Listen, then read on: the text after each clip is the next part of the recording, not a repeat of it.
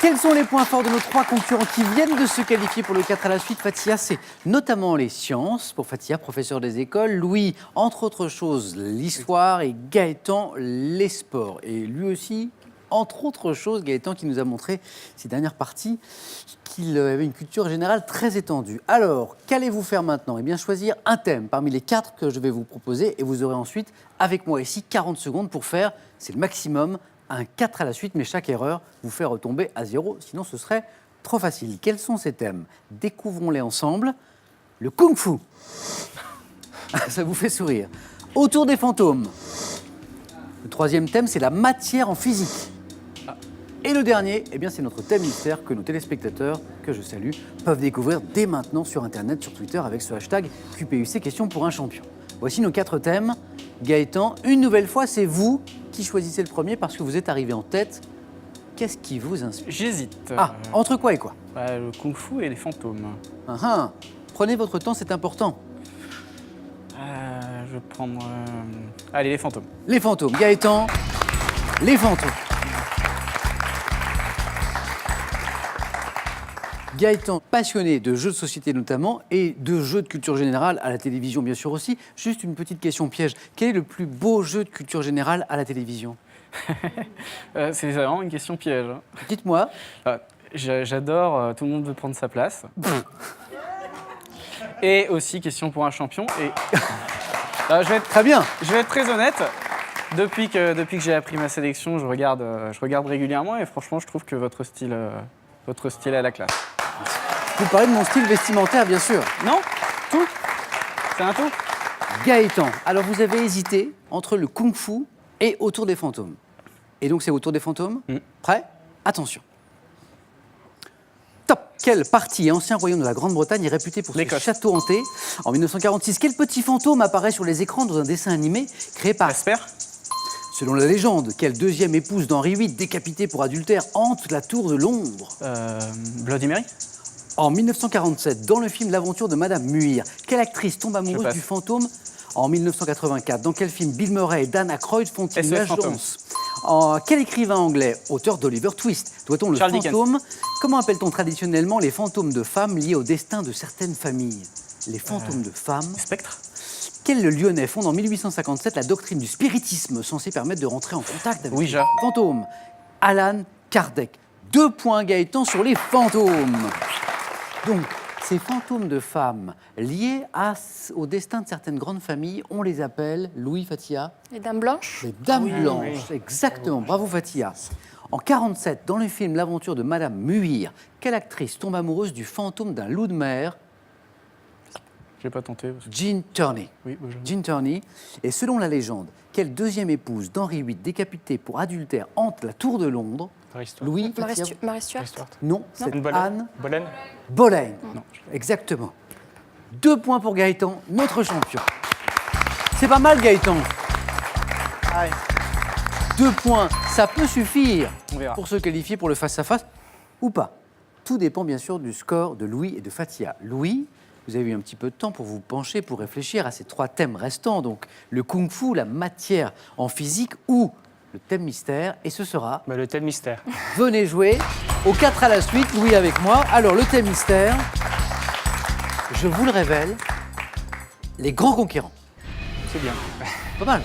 C'est intéressant. Les grands conquérants. Et à propos d'histoire, Louis, je ne l'ai pas dit encore, mais vous avez une profession un peu à part, peu répandue. Vous êtes généalogiste successoral. Exactement. Donc, c'est-à-dire? Mon travail consiste essentiellement à retrouver les héritiers dans des successions qui sont vacantes ou pour lesquelles le notaire ne connaît pas forcément tous les héritiers. Alors, les grands conquérants. Louis, prêt? Prêt. Attention.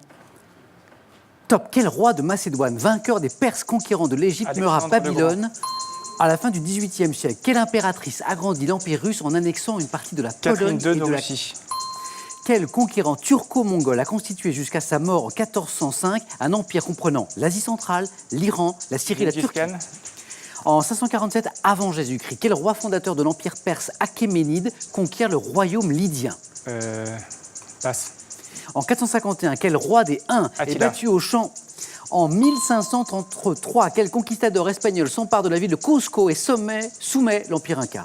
Cortés. Vers 390 avant notre ère, quel chef gaulois ayant conquis la ville de Rome adressa aux Romains les paroles « Malheur aux vaincus » Brennus, oui, Brennus exactement. 2 points, Louis, c'est pas mal. 2 points qui signifient que vous êtes toujours dans la course. Restez avec moi. Attila, Catherine II, Alexandre le Grand, vous les aviez. Je reviens sur ces questions. Ce conquérant turco-mongol qui a constitué jusqu'à sa mort en 1405 un empire comprenant l'Asie centrale, immense empire, l'Iran, la Syrie, la Turquie, c'est Tamerlan. Tamerlan, en 547 avant Jésus-Christ, ce roi fondateur de cet empire perse achéménide qui conquiert le royaume lydien. Fatia? Je ne sais pas.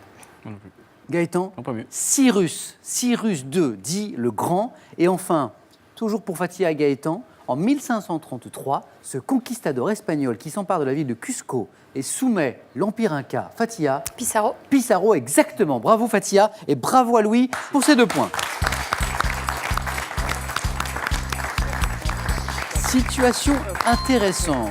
2 points pour Gaëtan, 2 points pour Louis. Fatia, 2 points vous suffisent pour rester dans la course. 1 point de plus et vous êtes qualifié directement pour le face-à-face.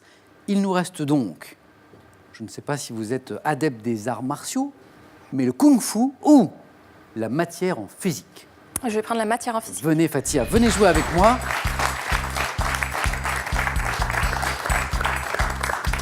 Et rappelons que l'un des points forts de Fatia, ce sont les sciences. Et puis un rêve, Oui. aller au Japon. Oui. Qu'est-ce qui vous fascine? Et j'ai l'impression que c'est un pays où on vit à l'envers de notre civilisation à nous. Donc voilà, c'est l'inconnu. Et, On dit que pour un occidental, le Japon, c'est extrêmement Dépaysant. dépaysant, sinon déroutant. Ouais, c'est dépaysement garanti. Bon, Fatia, la matière en physique. Prête? Prête. Top. Quel constituant élémentaire de la matière est fait d'un noyau composé de protons et de atome. neutrons? Quel état de la matière est caractérisé par une forme et un volume propres? Liquide. Par quel mot tiré d'une œuvre de James Joyce désigne-t-on les constituants élémentaires des hadrons? Passe. Quel physicien britannique, prix Nobel en 1908, a proposé le modèle d'atome composé d'un noyau central et d'électrons satellites? Physicien britannique. Passe. Au microscope, de quel assemblage d'atomes la matière apparaît-elle constituée? Passe. Selon quel phénomène tous les corps matériels s'attirent-ils réciproquement de façon proportionnelle à leur Magnétisme. masse? En chimie, quel adjectif qualifie un corps constitué d'atomes d'un seul élément? Isotope. En physique, quel état de la matière est tel que celui occupe la totalité du volume de tout récipient dans lequel Gaz. elle est enfermée? Le gaz. Cet état de la matière, État c'est gazeux. le gaz. 1 point, Fatia. Zut! 1 point de plus et c'était bon. Le point, c'était l'atome. Et je reviens sur ces questions. L'état de la matière. Donc ceci suffisait pour vous donner ce 2e point. Caractérisé par une forme et un volume propre, vous m'avez dit liquide. État liquide. Et en fait, c'est solide. C'est solide. Solide. Par quel mot tiré d'une œuvre de James Joyce désigne-t-on, Gaëtan Louis, les constituants élémentaires des hadrons? Pas facile. Je sais pas, les quarks? Oui, C'était ça? les quarks. Totalement. Gaëtan, il semble dire ça au hasard, mais Non, vraiment. et il trouve quand même les bonnes réponses. Quel physicien britannique, prix Nobel en 1908, a proposé le modèle d'atome qui est composé d'un noyau central et d'électrons satellites? Ce prix Nobel de physique, c'est Planck. Ernest Rutherford. Au microscope, de quel assemblage d'atomes la matière apparaît-elle constituée? Assemblage d'atomes, on parle Molécules. de... Oui, Ah, c'était tout molécules. simplement ça. Molécules. Parfois, on cherche plus compliqué Oui. que ça n'est. Selon quel phénomène tous les corps matériels s'attirent-ils réciproquement de façon proportionnelle à leur masse et inversement proportionnelle au carré de leur distance? Ce phénomène, La gravité. la gravitation. La gravitation. La gravitation. Et enfin, Gaëtan Louis, en chimie, quel adjectif qualifie un corps constitué d'atomes d'un seul élément? Adjectif, on parle d'un corps, Monocellulaire. Monocellulaire. un corps simple. Simple. Un point pour Fatia, qu'on applaudit. Fatia, merci beaucoup.